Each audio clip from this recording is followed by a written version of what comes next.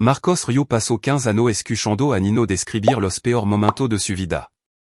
Como terapeuta de trauma especializado en caso de abuso infantil, había aprendido a reconocer las sonal, los estremecimientos, las pesadillas, las mentiras cuidadosamente construidas que protegiam a su abusador.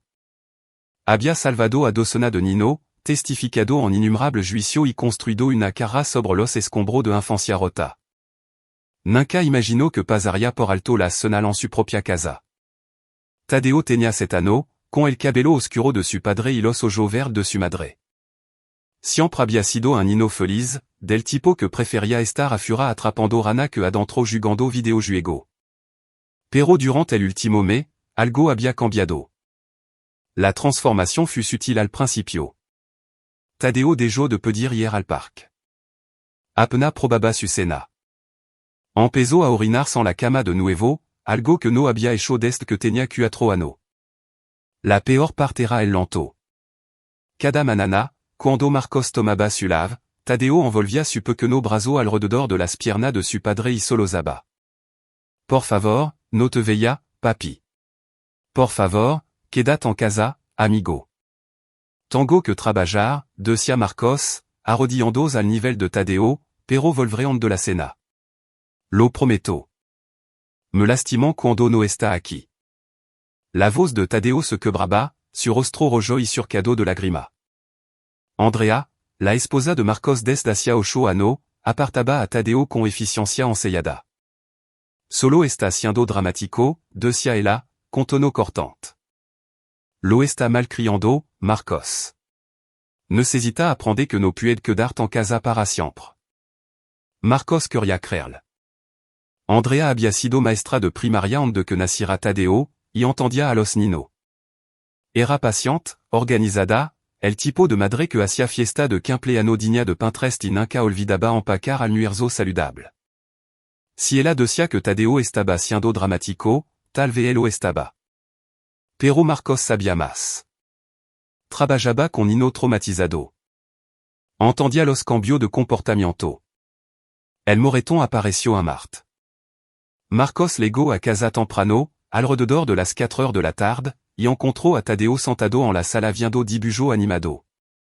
Andrea estaba en la cocina con su madre, Graciela Andrade, y su hermano, Gustavo Andrade. Los tres visitaban a menudo, demasiado a menudo en opinión de Marcos, al menos 3 veces por semana, a veces más. Hola, campeón, dijo Marcos, sentándose junto a Tadeo. El Nino no lo miró. ¿Qué estamos viendo? Tadeo se encogió de hombro. Su brazo derecho estaba presionado contra su costado, oculto. Des llames verts, dijo Marcos suavemente. Cuando alcanzó el brazo de Tadeo, el Nino se estremeció, un retroceso de cuerpo entero que hizo que el estómago de Marcos se desplomara. Cuidadosamente le subió la manga a Tadeo y sintió que se le helaba la sangre. Un moreton, de color purpura oscuro y aproximadamente del tamaño de una uela de mano, envolvía la parte supérieure del brazo de Tadeo. Las marcas de los dedos eran distintas. ¿Qué pasó? Marcos mantuvo su voz tranquila. Profesional. Esto era lo que él hacía. Podía manejar esto. ¿Me qué? La respuesta de Tadeo llegó demasiado rápido. Demasiado ensayada. Te qu'est-il la mano de alguien te atrapó. La barbilla de Tadeo tembló. Su ojos se dirigieron hacia la cocina donde la risa de Andrea se mezclaba con la voz de Graciela. No recuerdo. Marcos había escuchado esa frase 1000 veces en su consultorio. No recuerdo era lo que decían los Nino cuando la verdad era demasiado peligrosa para contarla. Encontró a Andrea en la cocina midiendo café en la cafetería mientras Graciela estaba sentada a la mesa pelando manzana. Gustavo estaba recostado contra la encimera desplazándose por su teléfono. A los 35 años, Gustavo nunca había mantenido un trabajo estable. Vivía en el sótano de Graciela, supuestamente trabajando en una novela que nunca se terminaría. Tenía los rasgos afilados de su madre y los mismos ojos calculador. Andrea, ¿puedo hablar contigo un segundo? Marcos mantuvo un tono neutral. En un minuto, mamá no está contando sobre la kermés de la iglesia. Ahora, por favor. La mandibula de Andrea Tenso, pero el ossibio al pasillo. Marcos le mostro el brazo de Tadeo. Como pasó esto? Como voit a saberlo? Probablement se lo hizo en la escuela. No es un moreton de patio de recreo. Alguien elo agarró fuert. Andrea se cruzó de brazo. Está exagerando de nuevo. Solo porque pasa todo el día con Nino abusado no significa que Tadeo si uno de elo. Andrea, soit su madre, Marcos. Estoy con el todo el día. Si algo anduvira mal, elo sabría.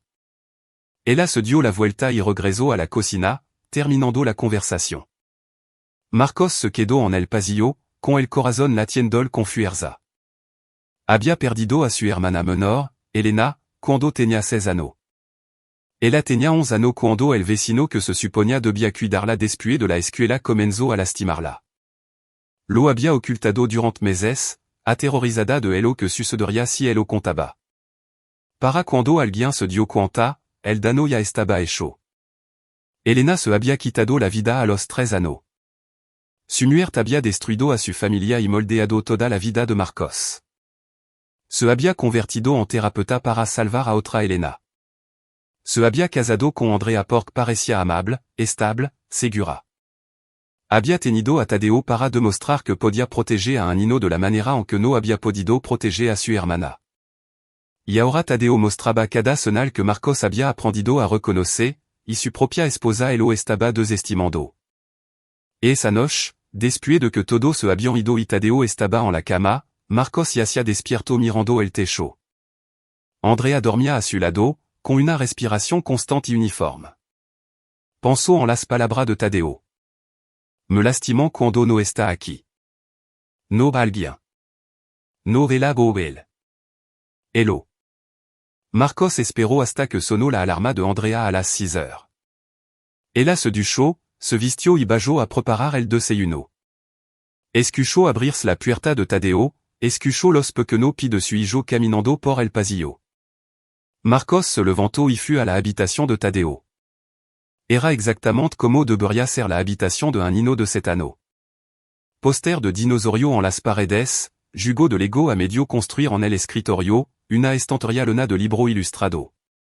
La cama estaba hecha, las sábanas bien estirada. Revisó el armario, el bol de juguete, debajo de la cama. Nada parecía estar mal, pero algo lo estaba. Podía sentirlo de la misma manera que había sentido que algo andaba mal con Elena hasta tanto ano. Ese instinto enfermizo que había ignorado hasta que fue demasiado tarde. Esta vez, no lo ignoraría. Marcos se duchó, se vistió y bajó las escaleras. Tadeo estaba sentado a la mesa de la cocina, empujando el cereal alrededor de su tazón sin comer.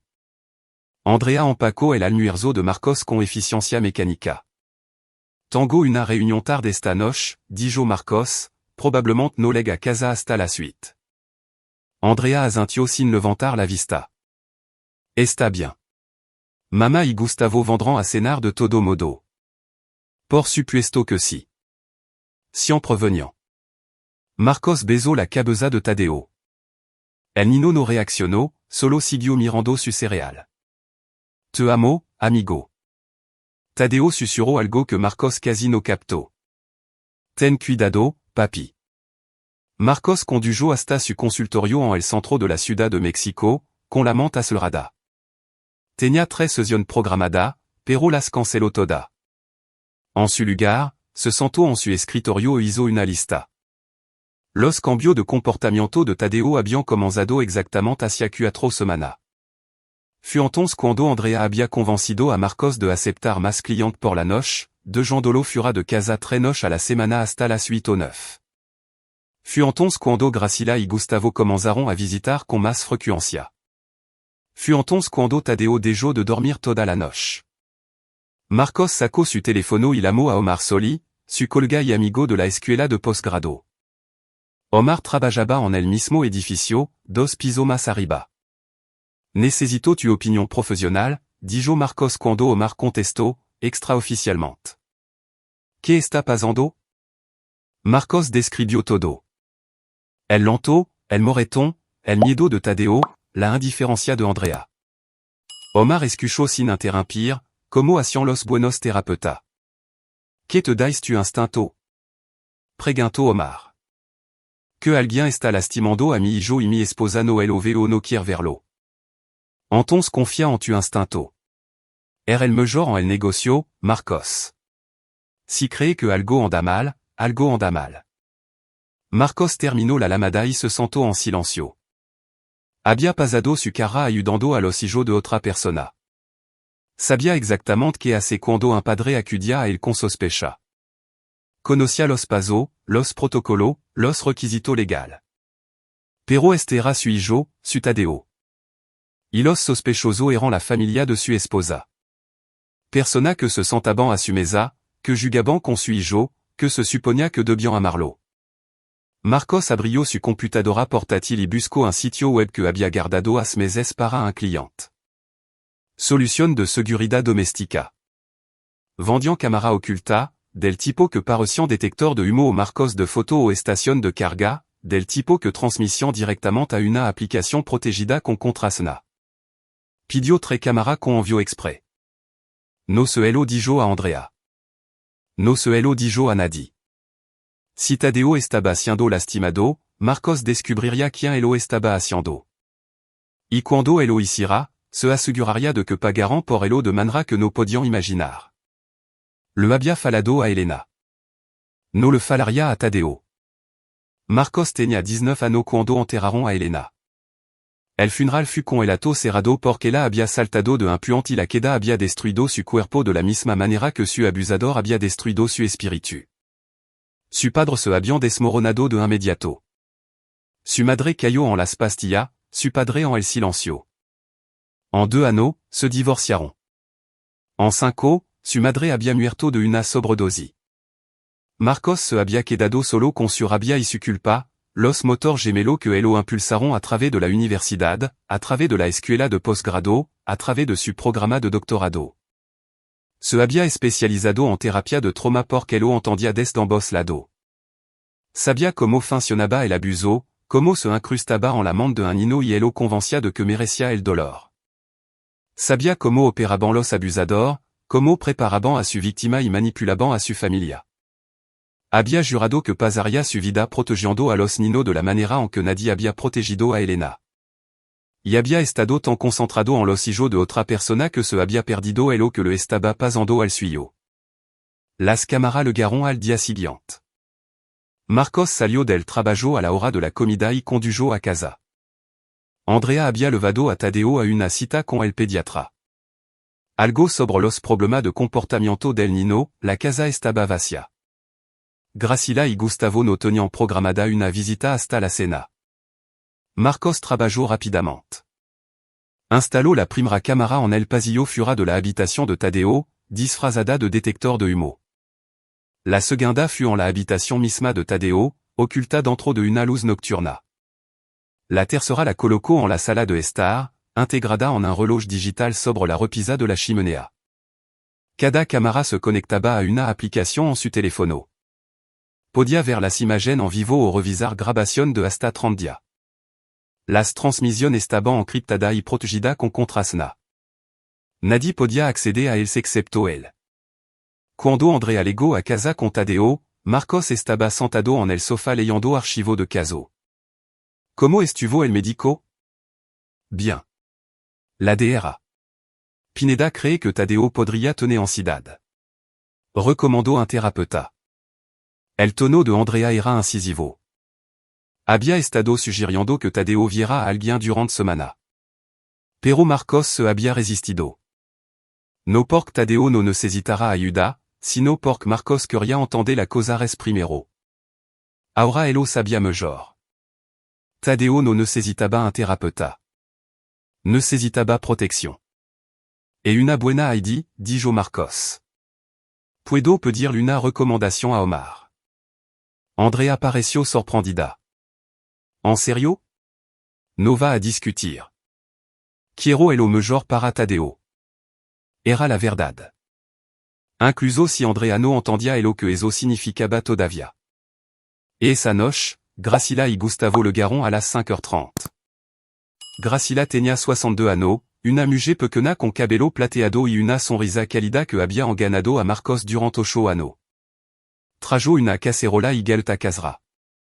Gustavo levaba una botella de vino y un videojuego nuevo para Tadeo. Eran la imagen de una familia amorosa. Marcos los observó cuidadosamente. Gracila abrazó a Andrea, luego a Tadeo, sosteniendo al niño un poco más de la cuenta. Tadeo se puso rigido en su abrazo. Gustavo revolvió el cabello de Tadeo y Marcos vio los ojos de su hijo volverse plano y vacío. La misma mirada disociativa que Marcos había visto en innombrables víctimas. En la cena, Gracila dominó la conversación. Habló sobre la kermés de la iglesia, sobre el nuevo párroco, sobre el drama de un vecino.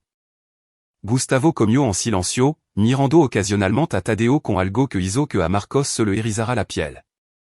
No era exactamente una sonrisa. Era más como posesión.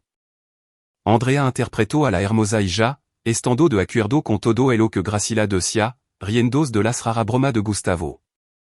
Ni una sola vez miró a Tadeo, nunca notó como el niño apenas tocaba su comida. Después de la cena, Gracila insistió en acostar a Tadeo. ¿Has tenido un día tan largo, Andrea? Déjà me ayudar. Andrea aceptó de inmediato. Marcos comenzó a protestar, pero Andrea le lanzó una mirada de advertencia. Se mordió la lengua y vio a Gracila levar a Tadeo arriba. Las pequeñas manos del niño fueron tragadas por las de ella. Gustavo se quedó en la sala desplazandos por su teléfono. ¿Cómo va el trabajo, Marcos?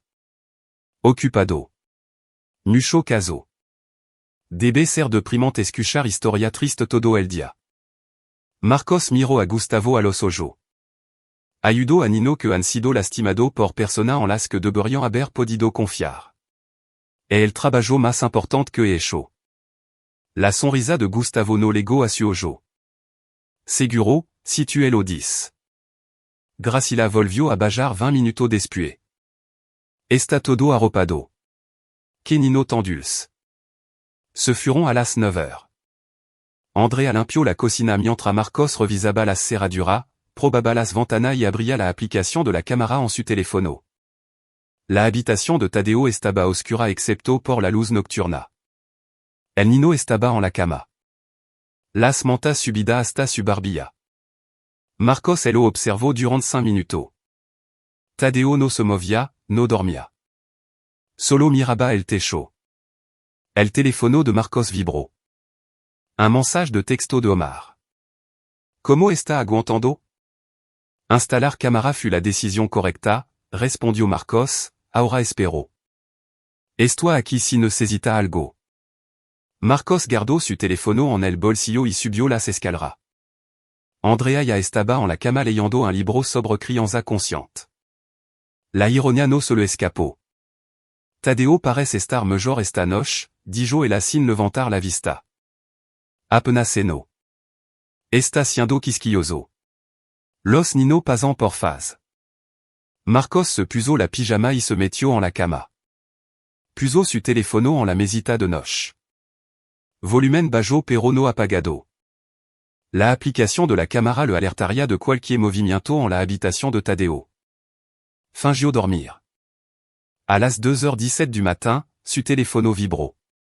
Marcos abrió la aplicación. La cámara del pasillo mostraba dos figuras moviendo silenciosamente hacia la puerta de Tadeo. Gracila levaba un camisón. Gustavo levaba pantalón deportivo y una playera. Tenían lave de la casa. Andrea le había dado lava sano. Marcos los vio abrir la puerta de Tadeo y deslizarse dentro. La cámara de la habitación mostraba a Tadeo sentado en la cama, con los ojos muy abiertos por el terror. No, susurró el niño. Por favor, no. Gracila se sentó en el borde de la cama. SHH hablamos de esto, Tadeo. Sabelo que pasa cuando es ruidoso. Gustavo cerró la puerta y la bloqueó desde adentro. La vision de Marcos se tinó de rojo. Su mano temblaba tanto que casi dejó caer el teléfono, pero se obligó a mirar. Se obligó a ver el ocasión. Gracila agarró el brazo de Tadeo, el mismo brazo con un moretón, y él lo retorció. Tadeo se mordio el labio para no gritar. Era un nino malo, ciseo Gracila. Un nino inutile y desagradecido. Tu papi real no te ama. Se va ayer tal como se va todo los dia.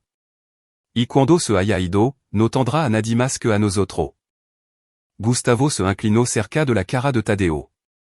Quier que se veía, verdad? Porque malo. Lo pon triste. Lo estaban destruyendo. No solo con violencia física, on cabía mucha de esa. Los retorcimiento, los pelisco, la forma en que Gracila abofteaba la cara de Tadeo cuando empezaba a llorar. Pero el verdadero dano era psicológico. Estaban desmantelando el vínculo entre padre e hijo pieza por pieza. Estaban haciendo creer a Tadeo que no valía nada, que Marcos lo abandonaría, que el abuso era culpa suya. Marcos había visto esto antes. Así era como operaban los abusadores. Eslaban a su víctima, le hacían creer que nadie más los amaría, que el abuso era merecido. Y Andrea dormía a 6 metros de distancia. Marcos miró a su esposa. Estaba de costado, dando la espalda, respirando profundamente. O tenía el sueno pesado, o se había entrenado para no escuchar. Revisó la aplicación de la cámara de nuevo. Gracila y Gustavo salían de la habitación de Tadeo. El nino se acurrucó echó una bola en su cama, con la grima silenciosa corriendo por su rostro.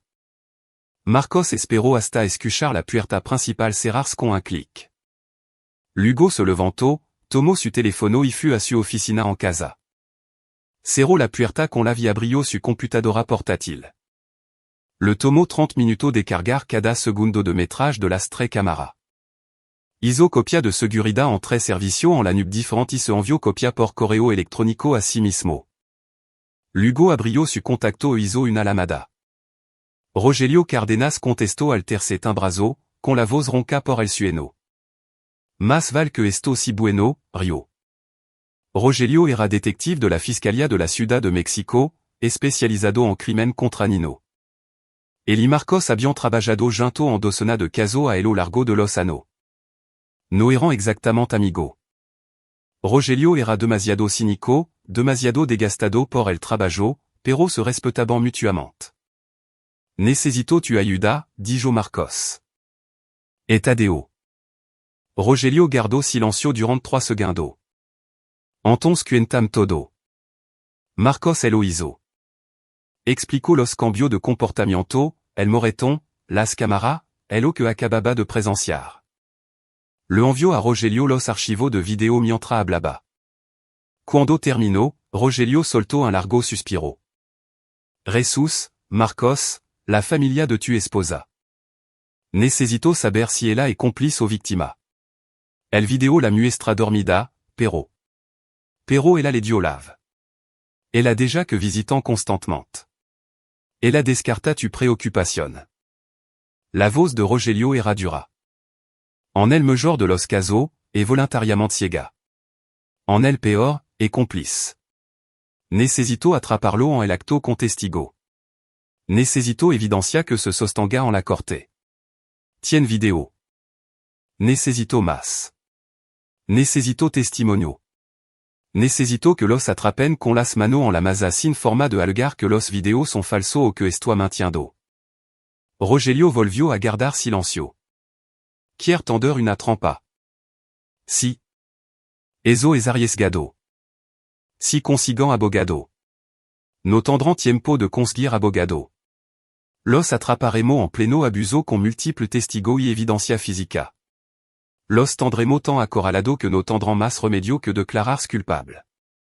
Has estado pensando en esto, Marcos. No he estado pensando en otra cosa. He trabajado en 50 casos como este. C'est como construire una acusación. C'est como hacer que se mantenga. Nuit bien, dame dos dia. Traré a Juan Beltrán. Et bueno con los Nino. No traumatizará a Tadeo más de lo necesario. Necesitaremos un fiscal involucrado desde el principio. Alguien que acelerar los cargos. Enrique Díaz, dijo Marcos. Ha manejado todos los casos en los que he testificado. E aggressivo iodia a los abusador. Lo lamare por la manana. Mientra tanto, tu actua normal. No confronte a nadi. No dea entende que el sab. Que est de Andrea. Rogelio suspiro. Et esa est tu décision. Pero si ella les avisa, incluso accidentalmente, perdemo nuestra oportunidad. Marcos pensó en su esposa durmiendo placidamente mientras su madre y su hermano torturaban a su hijo. Yo me encargaré de Andrea.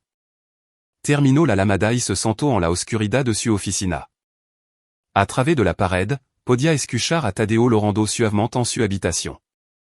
Marcos quería ir con él para abrazarlo y prometerle que nunca volvería a suceder. Pero no podia. Oh no. En cambio, abrió su computadora portátil y comenzó a escribir. Creó una línea de tiempo de talada de los cambios de comportamiento de Tadeo. Documentó cada visita de Graciela y Gustavo. Enumeró cada señal de alerta, cada advertencia, cada momento en que desestimó su instinto. Estaba construyendo un expedient de caso de la misma manera que él había hecho para ciento de otro niño. Excepto que esta vez, la víctima era su hijo. Y esta vez, Marcos no sería solo un testigo. Sería juez, jurado y verdugo. Marcos pasó los siguientes días viviendo en dos realidad. En una, era el padre y esposo normal yendo a trabajar, cenando, leyendo cuento de dormir a Tadeo. En la otra, estaba construyendo metódicamente una trampa que destruiría a Graciela y Gustavo Andrade. Rogelio llamó el juve por la manana. Enrique está dentro. Está revisando los video ahora. Estamos preparando todo para el viernes por la noche. ¿Cuál es el plan? Le dira a Graciela y Gustavo que tiene una emergencia laboral nocturna en Guadalajara. Hazlo creble. Confrancia, cliente en crisis, hello que en cage. Andrea necesita pensar que realmente te ha sido. No posicionaremos yo, Juan Beltrán y dos oficial adicional fura de tu casa en vehículo no identificado. Tu estará escondido adentro, probablement en tu oficina o en el sótano. En el momento en que entrant en la habitación de Tadeo, no lama. Marcos ya había pensado en este escenario una docena de veces. Suelen le gare alrededor de las 2 heures du matin quanto tiempo dejo que pas antes de intervenir? Lo suficiente para atraparlo en el acto. Lo suficientemente corto para proteger a Tadeo? Yo diría 2-3 minutos como máximo. Necesitamos que elo estén lastimando activamente cuando entremos. Sin espacio para que alguien que solo estaban revisando como estaba. La idea de dejar sufrir a Tadeo incluso por 3 minutos enfermaba a Marcos. Pero Rogelio tenía razón. Necesitaban evidencia irrefutable. ¿Qué de Andrea? Eso depende. Cree que ella lo sabe. Marcos había revisado cada segundo de las imágenes de las últimas 2 noches. Graciela y Gustavo habían visitado nuevamente el miércoles a las 2h30 du matin. La misma rutina. Entrar en silencio, abusar de Tadeo psicológica y físicamente, ir del amanecer.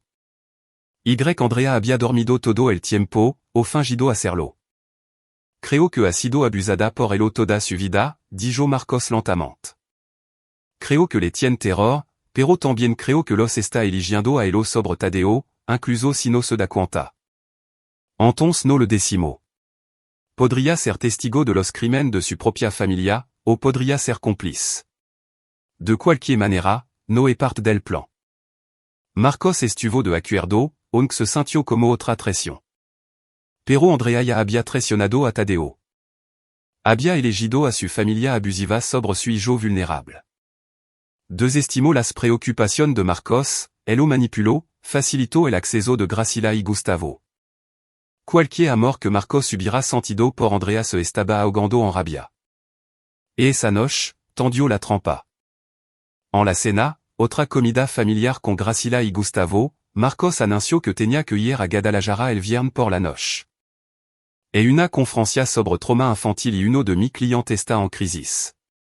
Necesito conducir manana por la tarde, quedarme a pasar la noche y volver el sábado por la manana. Andrea franció el seno. No mencionaste esto antes. Surgió esta tarde. Lo siento. C'est que et de ultimo momento. Gracila Sonrio. No te préoccupe, Marcos. Le haremo compagna a Andrea y a Tadeo, Verdad, Gustavo. Gustavo Azintio, con los ojo briando.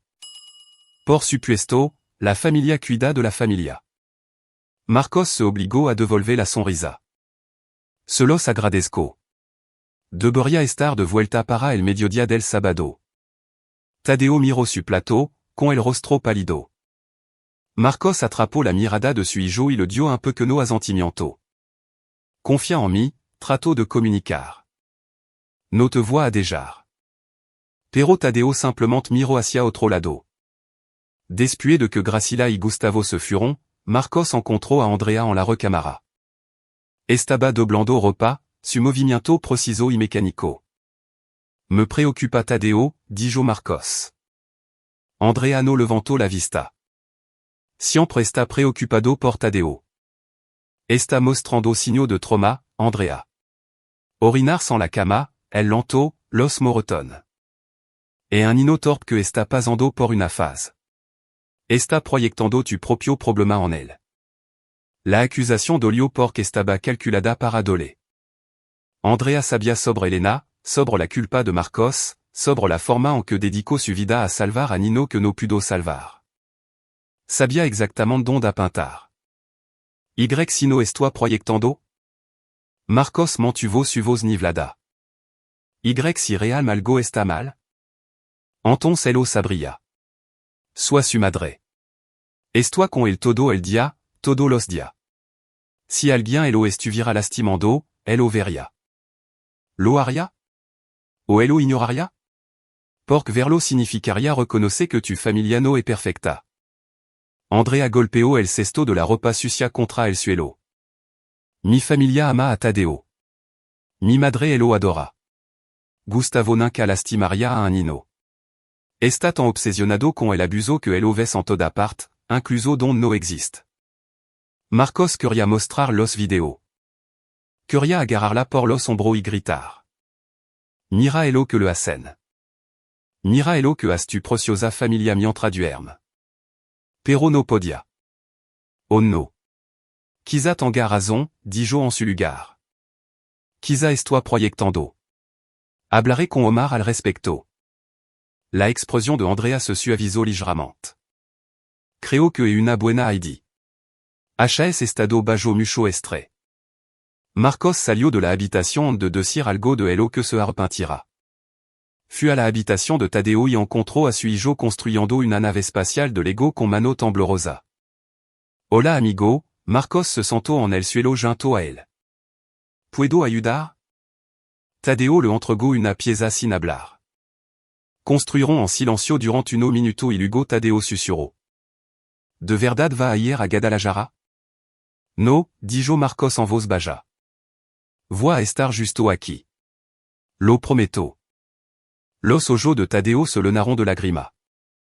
Se enojaron si elo saben. No elo sabrán. No hasta que si demasiado tarde. Dijeront que me va a dejar. Dijeront que sois malo y que ya no me quiere. Marcos atrajo a Tadeo a su brazo, abrazandolo fuerte. Eso e una mentira. No er malo. Er elo mejor de mi vida y nunca te voy a dejar. Entiende? Tadeo azintio contra su pecho. Manana por la noche, van a pasar alguna cosa aterradora, pero necesito que sis valiente por mí. Puede eso. Los detendra. Si. Voy a detenerlo para siempre. Elle vient Lego con una lentitud agonisante. Marcos cumplió con su obligación en el trabajo, pero su mente estaba en la trampa. Rogelio llamó al mediodía para confirmar que todo estaba en posición. Enrique Díaz había acelerado una orden judicial. Juan Beltrán había informado a los otro oficial. Todo estaba listo. Marcos condujo a casa a las 4 heures, hizo un espectáculo empacando una malta y abrazó a Tadeo para despedirse. Andrea elo acompañó a la puerta. Conduz con cuidado, dijo ella. Lo haré. Te l'amaré cuando leg. Marcos condujo hasta el departamento de Omar, a 3 kilómetros de su casa. Omar había aceptado proporcionar una coartada y un lugar de estacionamiento. Está seguro de esto, preguntó Omar.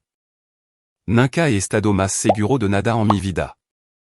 A las 7 heures du soir, Marcos regresó caminando a su casa a través del bosque detrás de la propiedad. Entró por la puerta del sótano. Andrea estaba arriba acostando a Tadeo y no escuchó.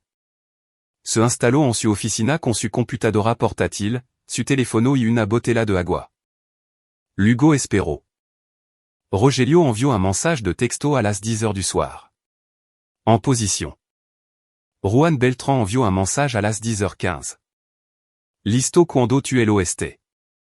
Andrea se fut à la cama a las 11 heures. Marcos vio en la cámara como se cepillaba los dientes, ponía su alarma y se metía bajo las sábanas. Se durmió en minuto. Tadeo yacía despierto en su habitación, mirando el techo. A la 1h47 du matin, Marcos escuchó abrirse la puerta principal. Abrió la aplicación de la cámara. Graciela y Gustavo se movían por la casa como sombra. Habían hecho esto tant AVC que ni siquiera necesitaban luz. Marcos envió un message a Rogelio. Están aquí. No se mouvant hasta que estén en la habitación. 2h03 du matin Graciela abrió la puerta de Tadeo. Gustavo la siguió adentro. Cerraron la puerta detrás de Elo. La cámara de la recámara mostraba a Tadeo sentado, con el rostro congelado por el terror. Graciela Elo agarró por el pelo. ¿Pensaste que papi te salvaría? Se ha ido, Tadeo.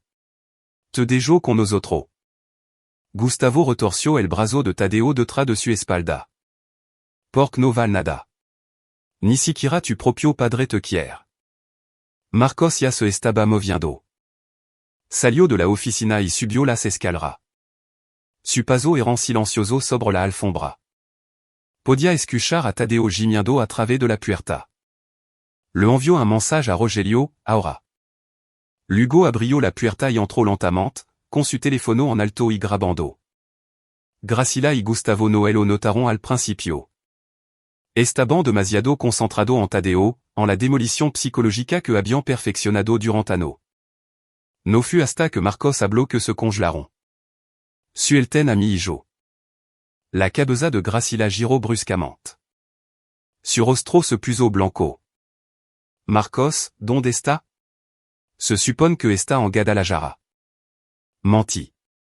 Marcos entró en la habitación y fut entonces cuando escuchó los pasos detrás de él. Rogelio Cárdenas apareció en la puerta, con su plaza fura. Juan Beltrán estaba justo detrás de él junto con dos oficiales uniformados. Policía de la Ciudad de México, dijo Rogelio, allégeance del Nino. Ahora. Gustavo soltó el brazo de Tadeo y retrocedió hacia la ventana. Esto es un malentendido. Solo estábamos abusando de él. Marcos se movió hacia la cama de Tadeo y atrajo a su hijo a su brazo. El Nino temblaba, solozando. Lo tenemos todo en video.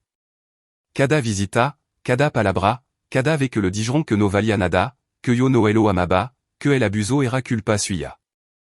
La explosión de Graciela cambió de choc a furia. No grabaste en tu propia casa. Eso es ilegal. En realidad, no lo es, dijo Enrique Díaz, apareciendo en la puerta detrás de los oficiales. Era un hombre alto con cabello plateado y reputación de crueldad.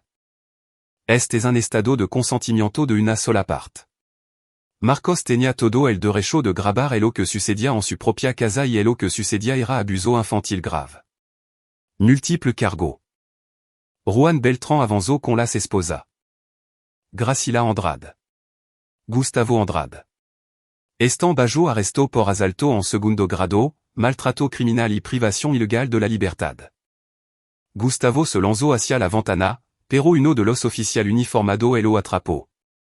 Cayó pesadamente, maldiciendo y forcejeando.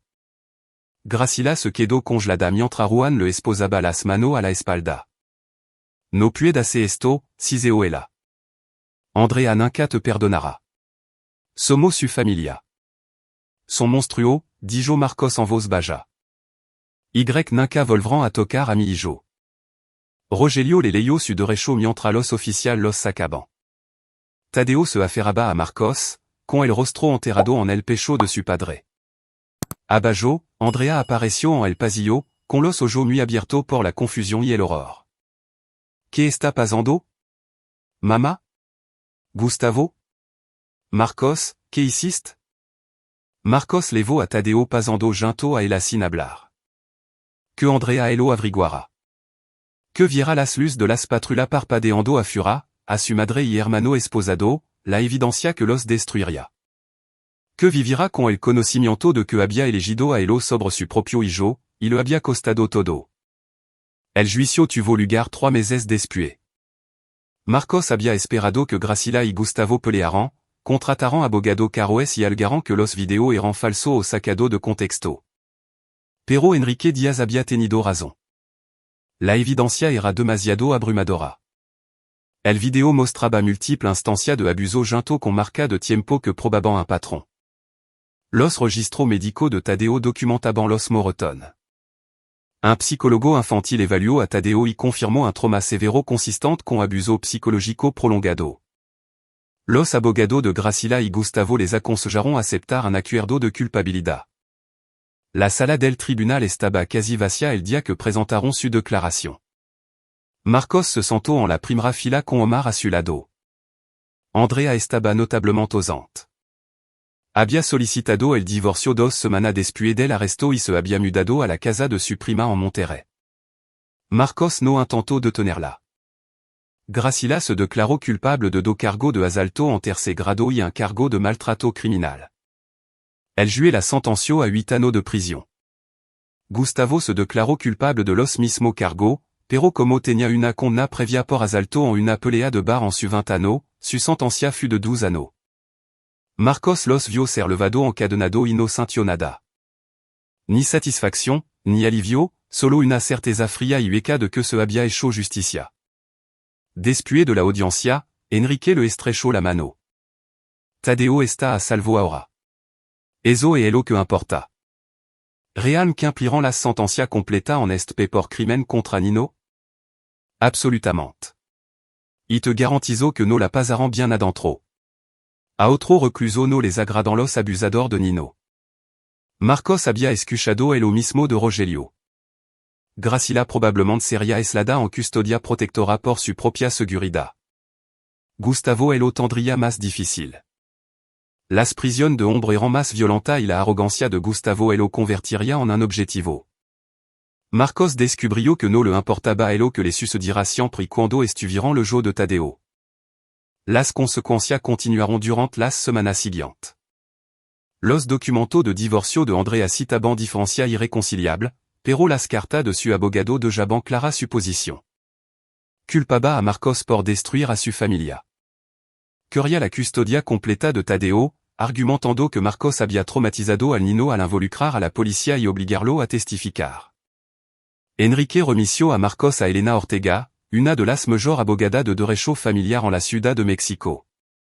Elena echó un vistazo a los archivos del caso y se rió. Ella permitió abusador de Nino iquier la custodia. Ni hablar. Tendremos suerte si consigue visita supervisada. La audiencia de custodia fut brutal. El abogado de Andrea Pinto a Marcos como paranoico y vengativo. Alguien que se volvió contra la familia de su esposa por una disciplina normal. Elena destruyó sistemáticamente ese argumento con evidencia de video, registros médicos y testimonio de la DRA. Sara Valdés, la psychologa infantile que evaluó a Tadeo. Tadeo exhibe symptômes de trauma complejo, testificó la DRA. Valdés fut sometido a abuso psicológico prolongado diseñado para destruir su sentido de autoestima y su vínculo con su padre. Los perpetradores fueron su abuela y su tío con el consentimiento implícito de su madre. Quien desestimó las preocupaciones de su padre y mantuvo el acceso de los abusadores a Nino. Andrea se derrumbó en el estrado. Afirmó que no lo sabía, que había confiado en su familia, que había estado en negación. Podría haber sido cierto. Marcos había pasado semanas tratando de decidir si Andrea era una víctima o una cómplice. Había concluido que era ambas cosas, abusada por su familia cuando era niña, condicionada a obedecerlo, pero en ultima instancia responsable de las decisión que había tomado como adulta. Había elegido mal, y Tadeo había pagado el precio. El juez otorgó a Marcos la custodia completa. Andrea obtendría visita supervisada 2 veces al mes con la posibilidad de un mayor contacto después de completar un curso de crianza y terapia para abordar su dinámica familiar. Andrea no habló. Se mudó a Monterrey permanentemente y rara vez su derecho de visita. Marcos sospechaba que no podía enfrentar a Tadeo. No podía mirar al hijo que no había podido proteger. Intentó sentir lastima por ella, pero cada vez que pensaba en Tadeo Lorando, me lastimant cuando no está aquí, la simpatía moría. 6 meses después de los arrestos, Marcos estaba sentado en la habitación de Tadeo, viendo a su hijo construir un elaborado castillo de Lego. Las pesadillas de Tadeo habían disminuido de todas las noches a 1 o 2 veces por semana. Había dejado de orinar sans la cama. Se reía más, jugaba más, hablaba más. La Dra. Valdés dijo que el progreso era notable. H.S. construido un apego seguro con él, le dijo a Marcos. Et sa base est lo que le permit sanar. Tadeo levantó una tor. Se ve bien esto, papa. Se ve perfecto, amigo. Podemos ir al parc manana? Absolutamente. Tadeo sonrió. Una sonrisa real, del tipo que Marcos no había visto en meses antes del arresto. Me empujará en los columpios? Tan alto como quiera. Esa noche, Marcos arropó a Tadeo en la cama. El niño agarró su mano antes de que pudiera irse. Papa. Sí. La abuela y el tío Gustavo volvieron alguna vez. Marcos había sido honesto con Tadeo sobre todo. El arrestó, el juicio, las sentencia. La Dra. Valdés había recomendado una transparencia apropiada para la edad de Tadeo. No, están en prisión por lo que te hicieron. Estarán allí por mucho tiempo. Bien. La voz de Tadeo era pequeña pero firme. No quiero volver a verlo nunca más. No lo hará. Te lo prometo. ¿Qué es de mamá? Marcos eligió su palabra con cuidado. Mamá te ama, pero cometió alguno error. Está tratando de mejorar. Si quiere verla algún día, podemos arreglarlo, pero solo cuando esté listo. Tadeo pensó en esto. No creo que esté listo. Está bien. No es prisa. Tadeo se acomodó en su almohada. Su dinosaurio de peluche metido bajo un brazo. Te amo, papa. Yo también te amo, campeón. Los ojos de Tadeo se cerraron lentamente. En cuestión de minutos, respiraba profundamente, dormido placidamente. Marcos se sentó en la silla junto a la puerta y lo observó. La luz nocturna, la misma luz nocturna que había ocultado la cámara, proyectaba sombra avant las paredes. La habitación de Tadeo estaba llena de los restos de la infancia. Juguete, libro, dibujo esparcido por el escritorio. Parecía la habitación de un niño normal, y Tadeo estaba empezando a ser un niño normal de nuevo. Marcos pensó en Elena, en la hermana que había perdido por el abuso y su propio fracaso al no ver lo que estaba sucediendo. Pensó en los 15 años que había pasado tratando de salvar a otro niño para compensar a la que no pudo salvar. Pero al final, no fue un cliente o un caso lo que más importó. Fut Tadeo, su propio hijo. Y esta vez, Marcos no había fallado. Confió en su instinto. Había construido un caso. Había tendido una trampa. Y cuando los monstruos se mostraron, se aseguró de que pagaran. El sistema legal había hecho su parte. Graciela y Gustavo estaban encerrados, su vida destruida. Pero la verdadera victoria de Marcos era más simple y profunda. Tadeo estaba a salvo. Tadeo estaba sanando. Tadeo dormía plácidamente sin miedo a quien pudiera cruzar su puerta a las 2 heures du matin y esa era la única venganza que Marcos necesitaba. No el encarcelamiento de Graciela y Gustavo, aunque eso le trajo satisfacción. No la culpa y el exilio de Andrea, aunque se había ganado en voz. La verdadera venganza era la risa de Tadeo, Susueno, Sulento regreso al nino que debería haber sido todo el tiempo. Marcos había pasado su cara luchando contra monstruo.